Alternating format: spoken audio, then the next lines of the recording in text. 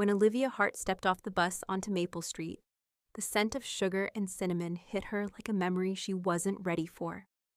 The little brick bakery at the corner, Sweet Clara's, still had the same chipped window frame, the same faded sign, the same bell that jingled when she pushed open the door. But inside, everything sagged a little. Her Aunt Clara's bakery had once been the heart of this town, but now it looked like a place trying its best to survive one more winter. Olivia had left this town years ago to become a pastry chef in Chicago. She told people she left for opportunity, but truthfully, she'd left because staying hurt too much after her mother died. Her aunt had stepped in, kept her close until Olivia ran from the weight of it all. Now Clara was gone, the bakery left to her, and Olivia had no idea what she was supposed to do with the ghost she'd packed away. She walked behind the counter, fingers brushing the worn wooden surface her aunt had sanded by hand. The lights flicked on, humming softly. Everything looked old, but also familiar, comforting, like something waiting to breathe again. A noise came from the back kitchen, a clatter followed by a muttered curse. Olivia froze. Then a man stepped out, brushing flour from his hands.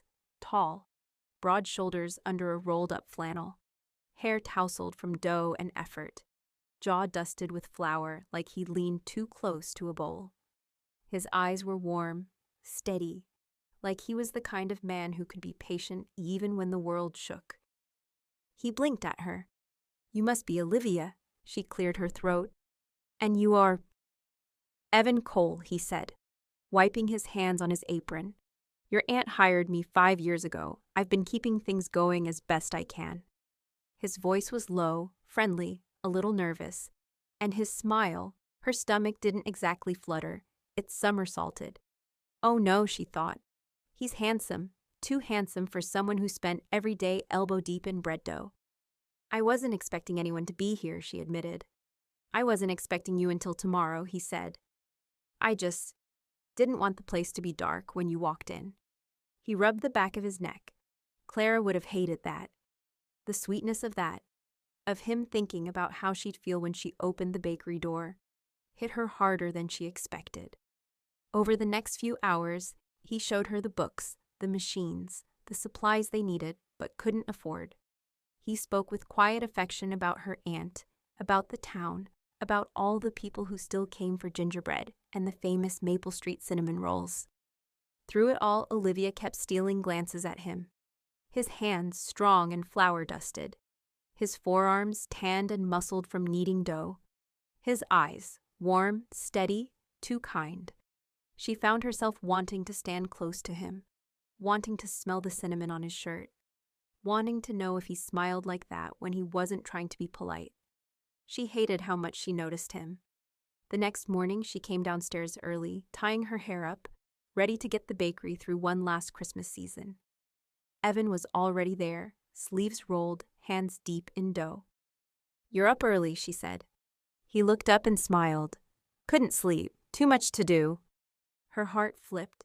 Something warm slid through her chest. She shouldn't be thinking about him.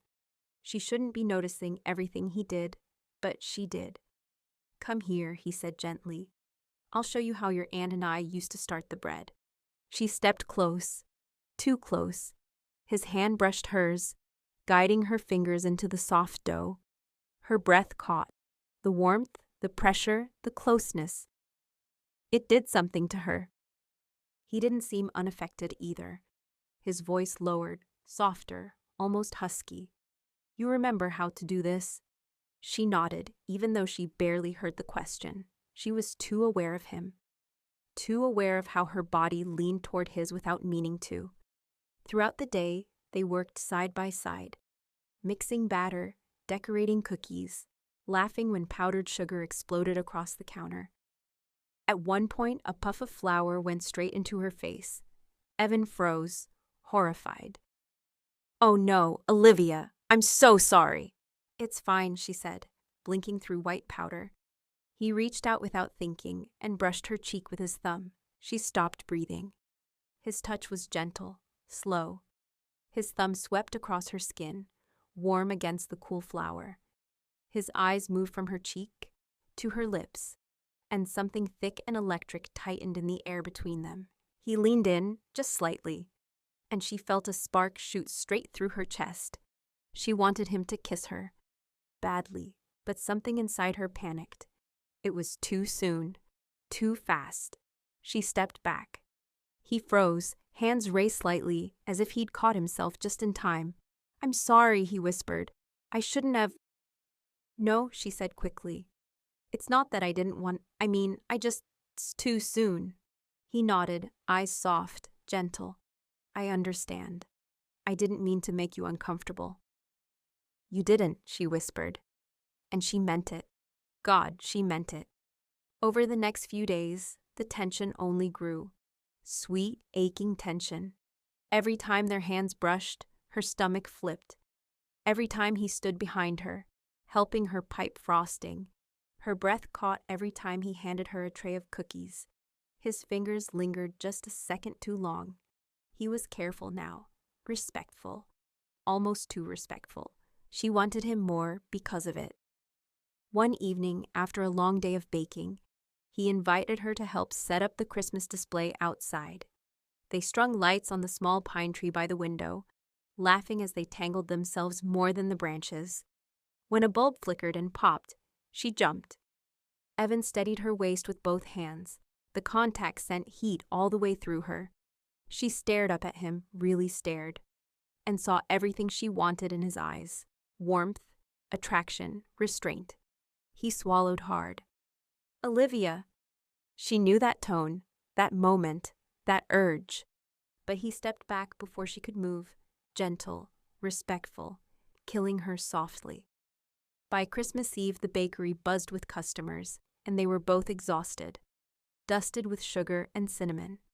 When the last guest left, they collapsed on the bench outside, snow falling softly all around them. Her heart pounded. She wanted him desperately. But he didn't reach for her. He didn't lean in. He just sat there, breathing in the cold air, being the perfect gentleman who refused to cross her boundaries. She couldn't take it anymore. "Evan," she whispered. He turned to her, surprised by the seriousness in her voice. She leaned in before she lost her nerve, cupping his jaw with both hands, kissing him slow and deep, exactly the way she'd been imagining for days. He inhaled sharply, then kissed her back with a tenderness that made her entire body melt. When they finally pulled apart, he rested his forehead against hers, breath warm in the winter air. "I was waiting for you to be ready," he murmured. She smiled, cheeks flushed, heart racing. "I've been ready. I just needed the courage to tell you." He brushed a strand of hair behind her ear. "Then let me make you a promise," he whispered. "We'll do this at your pace, but I'm not going anywhere." She kissed him again, soft, sure, tasting cinnamon and hope. And in that moment, in the glow of Maple Street's twinkling lights, Olivia finally understood that some places weren't just homes. Some people were too.